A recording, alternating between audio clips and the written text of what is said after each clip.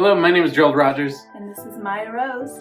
Today we're going to be talking about one of my favorite subjects. It is the third of the principles of the Legendary Code, and that is emotional sovereignty.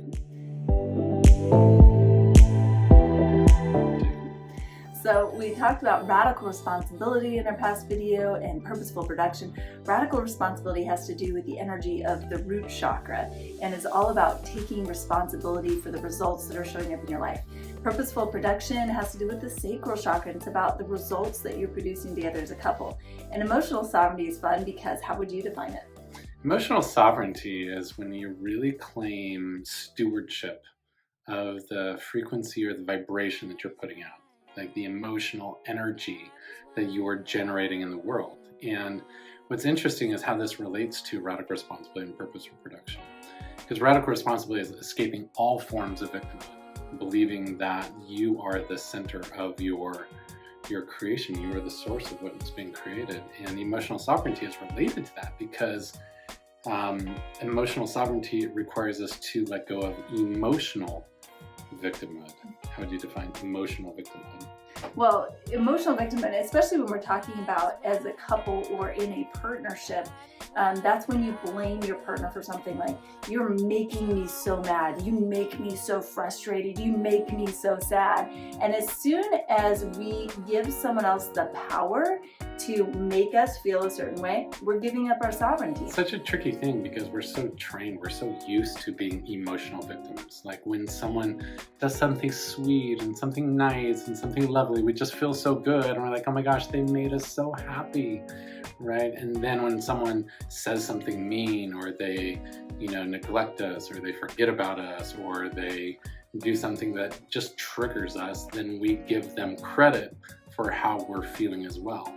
And so often what happens is the moment we give someone else credit for the problem we're experiencing, we also give them power over us as well. And what the mastery is learning how to be in a beautiful state, a happy state, a joyful state, even when the storm is brewing around you. How do you be the eye in the center of the storm? How do you stay centered and grounded, even if your partner is feeling a tidal wave of her own emotions? How can you experience joy and optimism even if there's unexpected things falling apart in your life? Well, first of all, it's really important to be able to identify or know what emotion you're experiencing. So this is what I call my 4 A's. Number 1 is awareness. So when you are in a relationship, just be aware of the emotion that you're feeling. So for example, if you're feeling angry and you're able to be aware of that, you can now, number 2, acknowledge it. You can acknowledge that to your partner. And there's nothing wrong with saying, in this moment, I'm feeling angry. You can also, as you do that, then it allows your partner to understand where you are on the vibrational frequency or the vibrational scale. Now, once you're aware of it and you acknowledge it, the 3rd A is to accept it. So I'm accepting that I'm angry. He's accepting that I'm angry. And then now we're able to say, okay, what can we do about it? Or, is there anything that I need to do to raise my frequency? Is there anything that he wants to do knowing that I'm feeling that anger?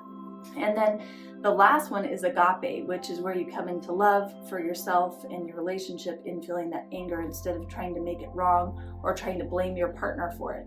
So, for example, when my kids were younger and I used to feel angry, or I was frustrated or upset, I would tell them, kids, right now I'm feeling angry, frustrated, or upset.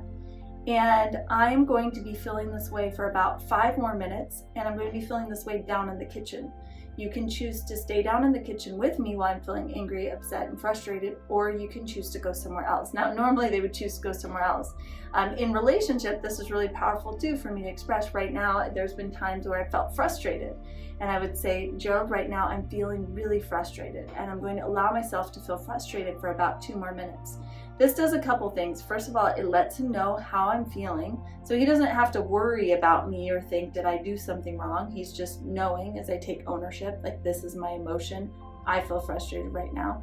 And secondly, I'm going to let him know for about how long I'm going to feel frustrated. Maybe it's a couple minutes, maybe it's a day, maybe you're unsure and you just say, I feel frustrated and I'm unsure how long this is going to last. But that's your way of claiming your emotion, not making your partner's fault, but letting them in on what you're feeling so they can understand where you are on the vibrational frequency or vibrational scale. And if you're aware that your partner's feeling frustrated or angry, it's probably not the best time to start talking about something. One of the things that I find is an important rule within a relationship is to give your partner permission to feel however they're going to feel, and not to feel like it's your job to fix it.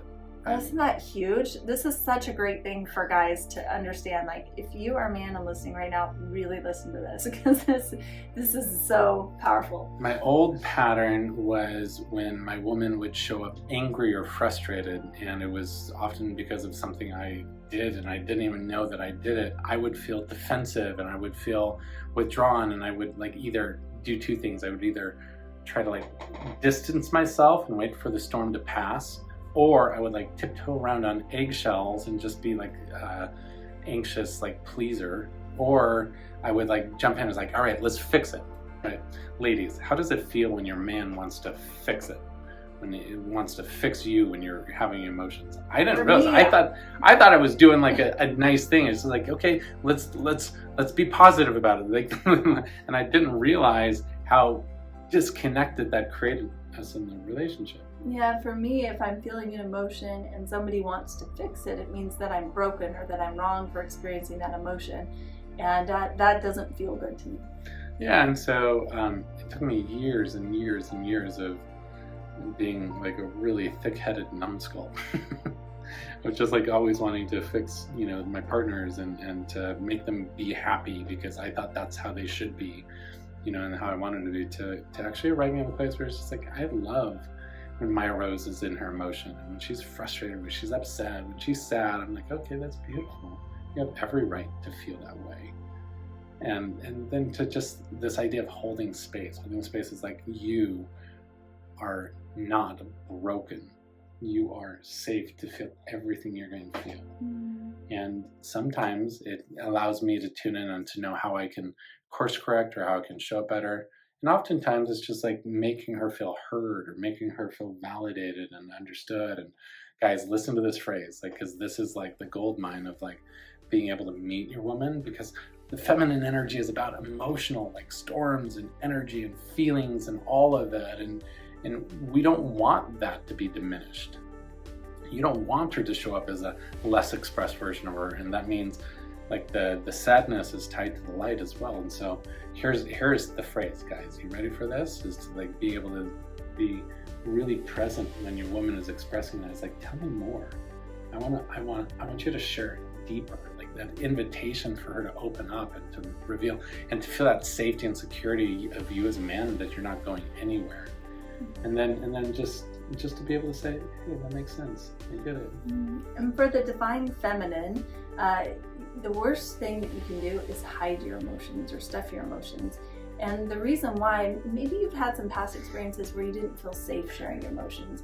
If that's true for you, then look at how you can create safe space within your relationship to share those emotions, because the more that you stuff them, the greater that they're going to become until they have to get out. This is going to show up in the form of disease or the form of blowing up at somebody, when you least expect it, usually somebody that you love, or the form of just experiencing burnout in your relationship or in your life. And maybe there's one day it's the straw that broke the camel's back, and you're okay, I can't handle this anymore. And maybe, your partner has no idea what's going on because you haven't shared and communicated with them.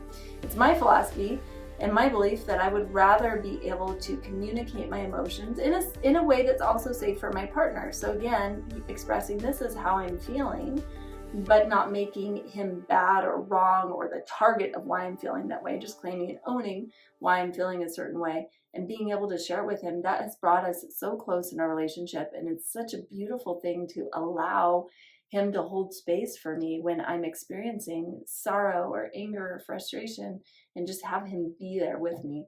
So it's a beautiful thing to work towards if you don't have this already. And it begins by, again, first, just awareness of the emotion you're feeling. Second, acknowledge, here's the emotion that I'm feeling. Third, accept that I'm feeling this way. And then fourth, you'll eventually find that agape or that unconditional love for yourself and your emotion, and your partner hopefully will hold that agape or unconditional love during that experience as well. So triggers are just a normal thing, right? They're normal because you have all of this background and all this baggage that you brought into the relationship with you. And it's very, very, very almost never happens that your partner is actually the source of that trigger, right? But just because they're living in such close proximity, and often because we attract people that can help us in our healing process, they're the ones most qualified to brush against those wounds and those triggers. And when you can take accountability and understand that they're not the source of the trigger, then you can like go through the process of owning that and healing and unwinding that and celebrating that. And I think one of the things that's been useful for me in my journey of emotional sovereignty is when I do feel that upset, when I do feel that frustration, when I do feel those those more challenging emotions, I get excited. It's like, oh my gosh, I got another trigger. All right. And then I get curious. And in that excitement, I just know that the trigger is essentially an invitation for deeper healing. I'm going to say that again because I want this to land. The trigger is an invitation for healing. And when I accept that invitation and go and find what part of me is asking for more love, then all of a sudden, once I heal that, then I can be in a relationship with someone in close proximity, and that same thing won't affect me in a negative way anymore, and I can stay centered and grounded in me no matter what is happening outside of me. So beautiful. Well, hopefully you've enjoyed this time, this discussion on emotional sovereignty. And just remember that you are the master of your emotions. And if you feel like that's not the case right now, come back to center, start practicing the things that we've talked about, start becoming aware, acknowledging, accepting how you feel, and eventually finding that agape. And when you're in your partnership, just allow each other space to feel each other's emotions. Start talking about it. If you haven't talked about it, start talking about it. And remember not to make your partner wrong for feeling what they're feeling. So with that, continue to follow us for more videos, insights, wisdom. In the next video, we're going to be talking about how to access unconditional love for yourself and then for others. And we're going to continue this journey of unveiling the path to create a legendary life. I love you so much. I just want to remind you, this is your life. So make it legendary.